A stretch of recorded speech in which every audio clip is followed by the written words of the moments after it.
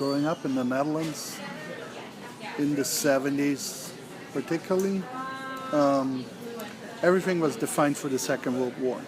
And so we defined good and bad in terms of the Second World War, and were incredibly afraid and skittish about anything that looked like Nazis. And so anything that was nationalism in the even mildest form was considered threatening.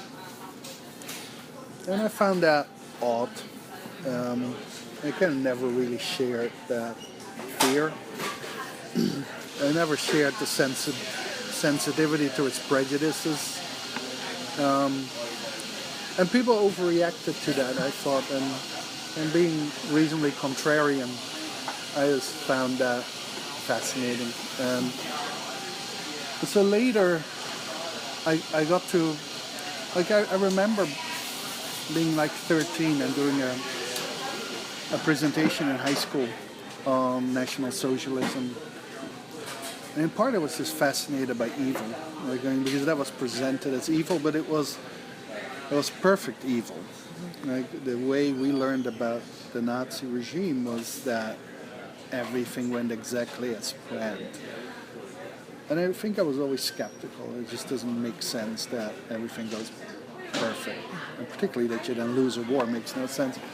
But I actually never had it never attracted me. It is what fascinated me was not even so much the Nazism or the far right, it was the response to it. And so that drew me in.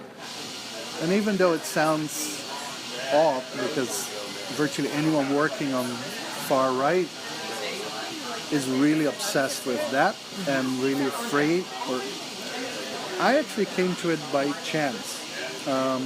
My brother is far right, and as a consequence I knew what he did, and that was like half of what the far right did. And one of my professors found that out, and I told him, and so he said, you should write about that.